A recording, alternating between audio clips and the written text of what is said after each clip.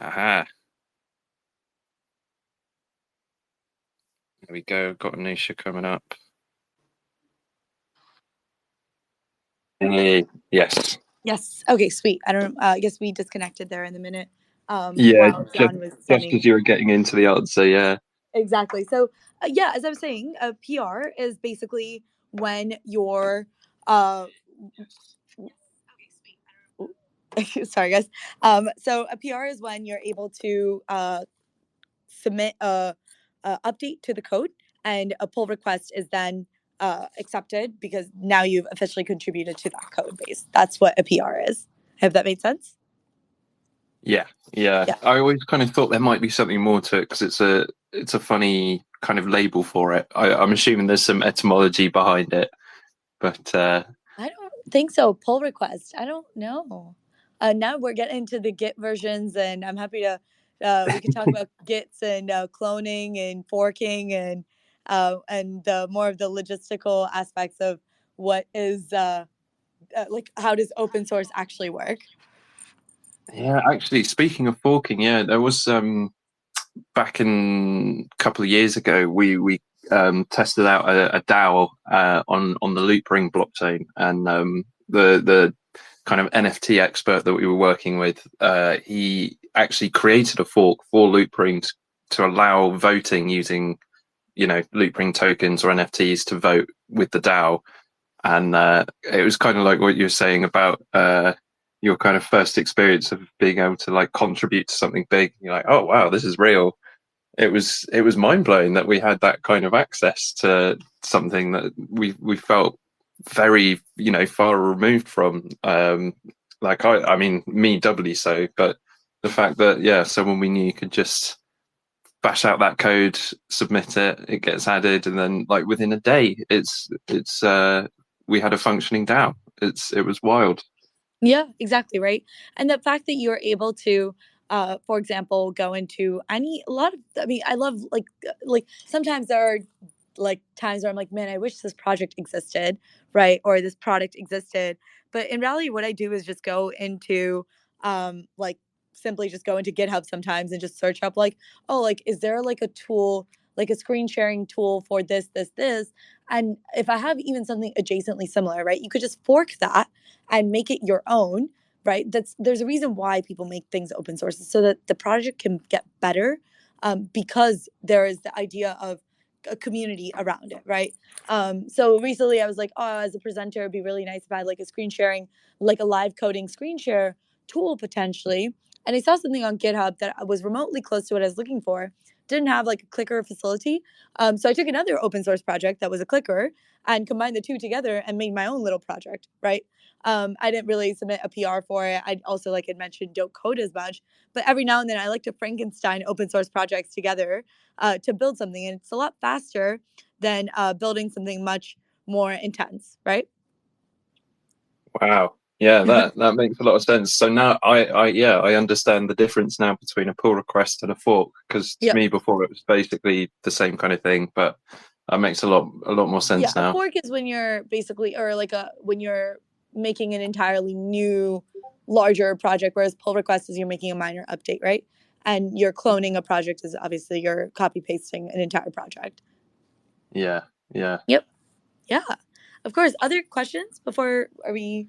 So, one of the things you touched on is the size of contributions. How have you seen the incentives align with how large someone contributes to a project? So, at Stellar, for example, there's sort of a core team that does a lot of developments, and then an ancillary community team that might have small little revisions now and then. Have you seen that a lot in your work? What do you mean by that in terms of like small contributions versus larger? Well, thousands of lines versus just a couple of changes Yeah, here I and mean, there. in fact, we're about to have a bounties program soon where it allows for you to contribute to our documentation, right? One of the cool things about this is it's not just coding, right? You could even hell go change our documentation as open source, meaning that you find a typo, you can go edit that and you're making a pull request to edit that tiny little typo, right? There's a way for you to get there's incentives for you to contribute to a documentation. We're gonna call it DocuSource. or sorry, not docusaurus. It's going to be a it's going to be like a docathon, I think is what we might call it. Still workshopping that title right now. But basically what it is that we're making a doc Sprea where we want them to go contribute open source to our documentation and make it better. If you're like, oh, I wish I had a tutorial on this, okay, instead of wishing, why don't you contribute? And in fact, the foundation will incentivize you to write that. So Bree, one of our technical content writers who runs the documentation at the foundation, is actually helping run that bounty program soon. But yeah. Wow. Yep. And how does with maybe other systems that you've seen, like a Gitcoin, for instance? Sure. What was the question again? Sorry. Is it the incentive is you get sort of a lumen bounty? Yes, you do. So you would get lumens, right? You're incentivized by getting XLM awards. Mm-hmm. Yep. And just out of curiosity, who are the kind of people that you're trying to attract with these bounties and these incentives? Is it just like hobbyists or students or like seasoned professionals in the kind of coding space? Yeah, right. It's actually everyone, right? Everyone that you had just said. The idea is that at the foundation, we have many different opportunities, right? We have opportunities from breaking into Web3 is actually not that high barrier of an entry.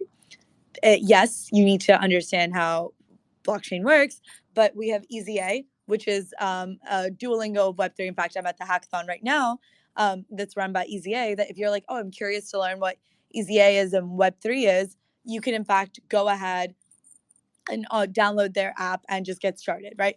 The barrier of entry for onboarding into a developer like mindset for Web3 isn't as high because you could just jump in, you're incentivized to start tinkering. So to answer your question, Vivek, everything, one. Two, let's say you're a student, you have an idea and you want to get started. EZA is one. Two, we have this thing called Startup Camp, which basically allows you to go through the process of building an end-to-end project and validating your idea on specifically how to build that by the usage of mentors, so on and so forth. That's Startup Camp. Then a student, right? For example, you're just a student. You're like, yo, I need to make some money on the side.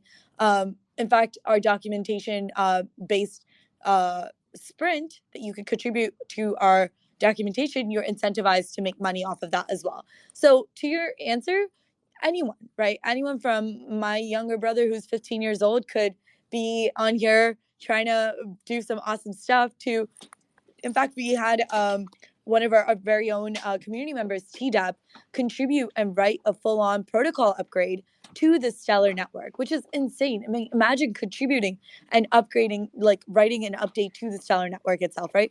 So anyone to your answer, Vivek. But yeah, Fubar? That's amazing. That is incredible. So you can have not only looking for the specific bounties you set up, but you can also come with your own ideas and be mentored through to see them through to fruition. Am I understanding that right? Yes, that's correct. Wow. Yep. But yeah, of course. Any other question? Oh, yes. Go ahead. Yes. I was just wondering if you could explain a little bit more about how the process of like receiving a bounty works. Like, let's say I've opened up a pull request for like the new documentation. What's to ensure that I actually get the bounty from that versus someone kind of like just lifting my pull request? I mean, it's associated to your GitHub account, so it's your unique bounty. Does that make sense? Yeah, I guess what I was trying to say, like, let's say I spent, like 5-10 days working on something and then I've opened a pull request. Mm-hmm. How is it guaranteed that like someone won't just copy my pull request and I'll actually receive the bounty? Does that make sense? Yeah, which is why we have version control, right? So, I mean, Yep. this really depends on the specific bounty program, so on and so forth, right? One, there's version control, which if you're in GitHub and living in GitHub and contributing to GitHub, everything is documented and tracked on its own, right? You'll, as long as you're making updates consistently, you'll see when you're working on it. So if that did come down to cheating, right, you can always just look at the version history of someone's code base and determine whether or not they copy pasted or they actually built it over time and have worked very, like, put effort and time into it. And how do you determine like that someone did work, excuse me, work that's good enough to receive a bounty? Like, how do you determine completeness?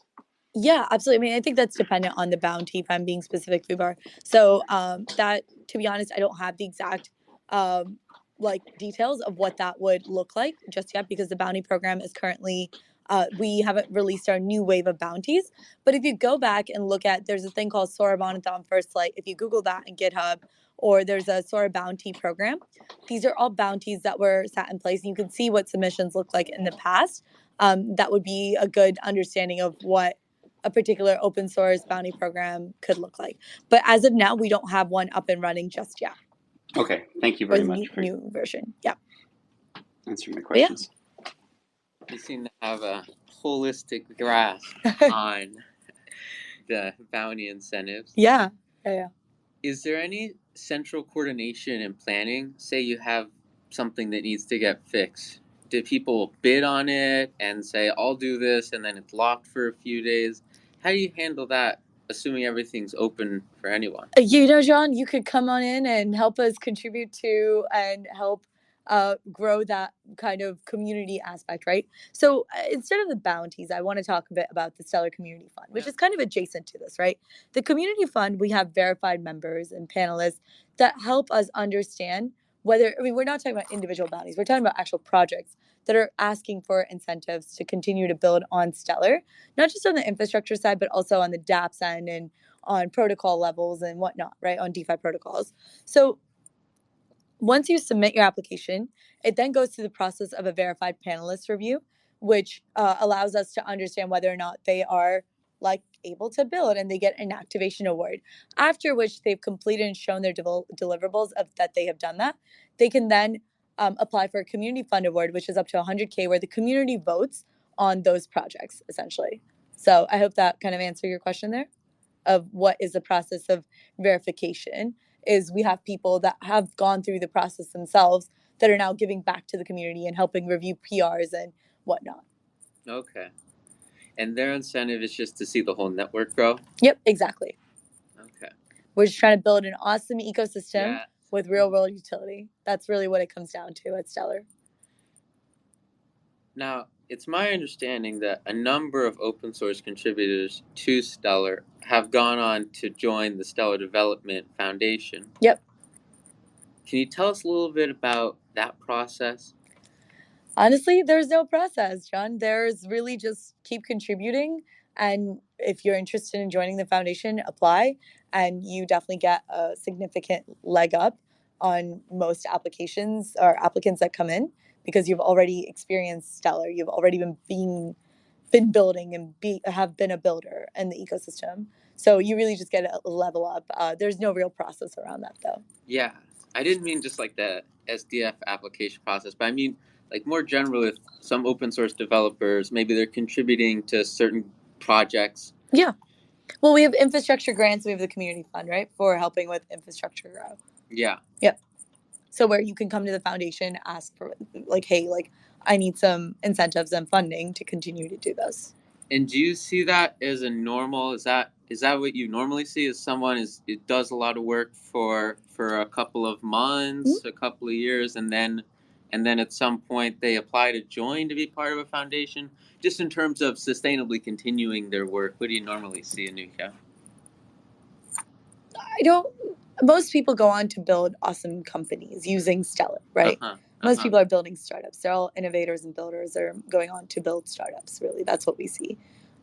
More than the contributing to code base to working at the foundation. It's like contributing to the code base, understanding how to make cool projects on Stellar, and then building something where users are actually utilizing it. Okay. But yeah. It was great chatting with you, John. Any other questions? Likewise, Anuka. It sounds like you have really thought a lot about making sure that the funds get allocated to developers themselves. Mm-hmm. Has that been a big part of your own journey? Was it just those initial grants early on that led you sort of down a career in this path? Or how has it affected maybe some of the developers that you know?